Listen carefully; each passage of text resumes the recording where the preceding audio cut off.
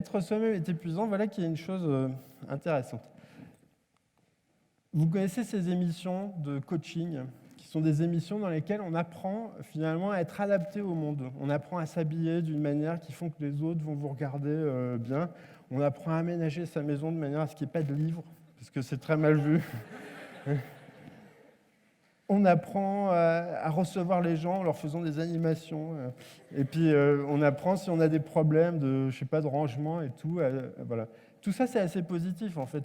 C'est assez épuisant de vivre parmi ses semblables, puisque finalement, voilà, dans la société, on a besoin un petit peu de se fondre dans la masse. Ça peut même aller très loin. Comme... J'adore le rapport entre le slogan et l'image, vous voyez. C'est « devenez vous-même ». Donc on vous dit que vous devenez vous-même, mais en fait on vous fond dans le treillis, vous devenez un bout de camouflage. Donc vous êtes tout le contraire de vous-même. Vous êtes à une position où vous saurez qui est au-dessus de vous, qui est en dessous de vous. Vous n'êtes plus une personne, vous êtes finalement un objet dans une hiérarchie.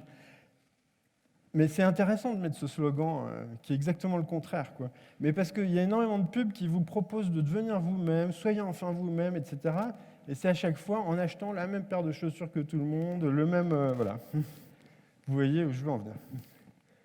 En école.